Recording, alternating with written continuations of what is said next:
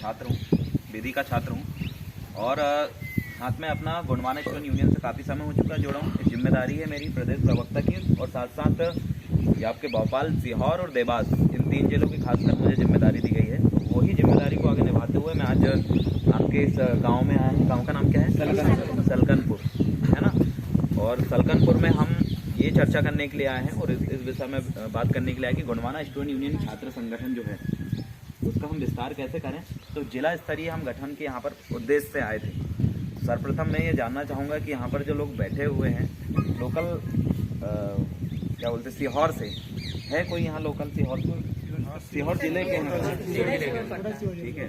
तो जो पढ़ने लिखने वाले वो तो चले गए, एग्जाम है कि कुछ लोग हैं अभी तो चलो ठीक है, हम उसमें भी चर्चा करेंगे कार्यकारिणी के विस्तार क्या है।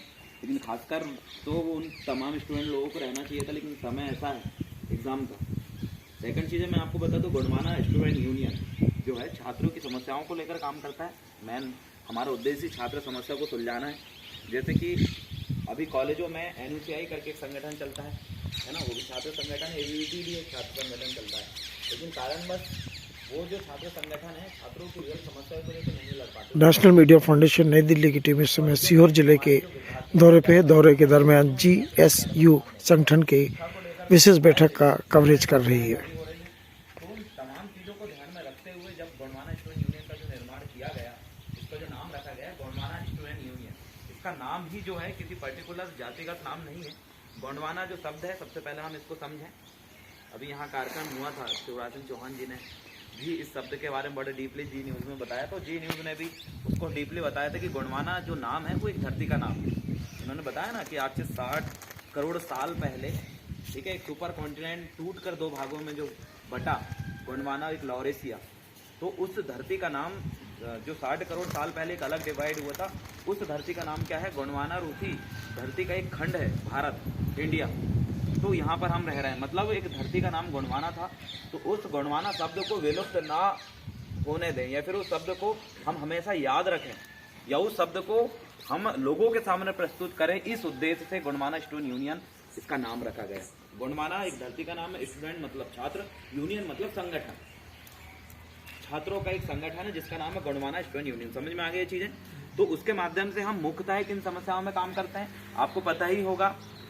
ग्रामीण स्तरों में एजुकेशन की जो स्थिति है वो बहुत कमजोर है। उसको किस प्रकार से हम समझें और किस प्रकार से सुधारें, उसमें हम चर्चा करेंगे। जैसे उदाहरण के रूप में यहाँ पर कोई 3 स्टूडेंट खड़े हो जाएंगे, 3 इधर से कोई गर्ल्स खड़े हो जाए, कोई भी एक मात्र और कोई है इधर से 2 लोग खड़े हो जाइए इधर।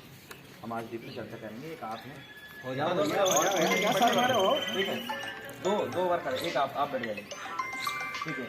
आप 3 खड़े हैं, आप इस मोबाइल साइलेंट कर लीजिए। हम डीपली आज कुछ चर्चा करेंगे, उसका संगठन के विस्तार के बारे में भी हम बात करेंगे। पहले हम ये समझें कि एजुकेशन क्या है।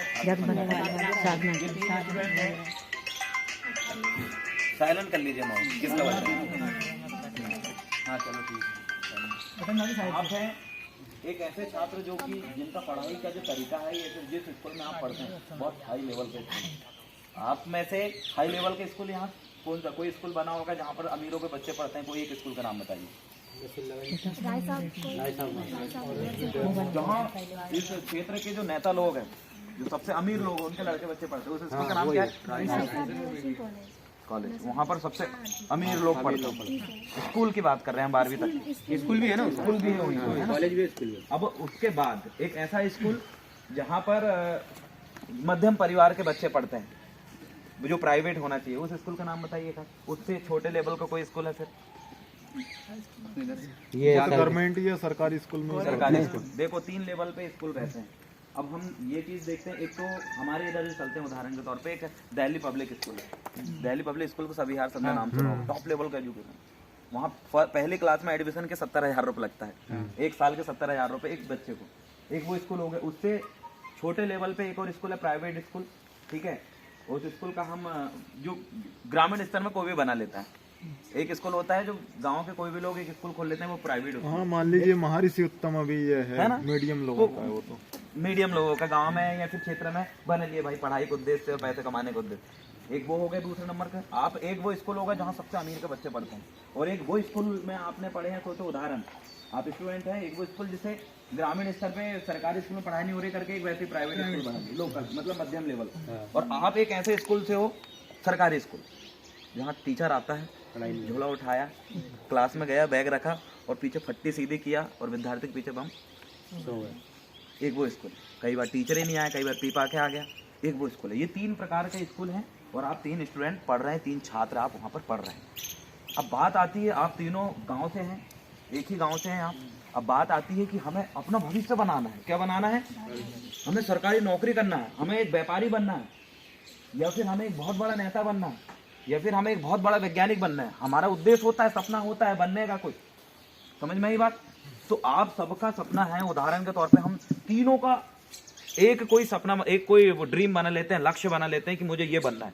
तो हमने उदाहरण के तौर पे सबसे बढ़िया नौकरी नाम सुनते हैं हम, कलेक्टर। कलेक्टर मतलब भाई एक IAS अधिकारी, बड़ा अधिकारी। आप तीनों एक ही गांव के हो, स्कूल आपके अलग अलग लेवल में, आप सरकारी स्कूल से, और उसको ऊपर वाला जो प्राइवेट स्कूल खोलते हैं क्षेत्र के लोग उससे, और एक वो स्कूल जहाँ पूरे नेताओं के बच्चे, IAS IPS के बच्चे पढ़ते हैं, आप उस स्कूल से हैं। और तीनों का उद्देश्य क्या है? कलेक्टर बनना है। क्या बनना है? ठीक है।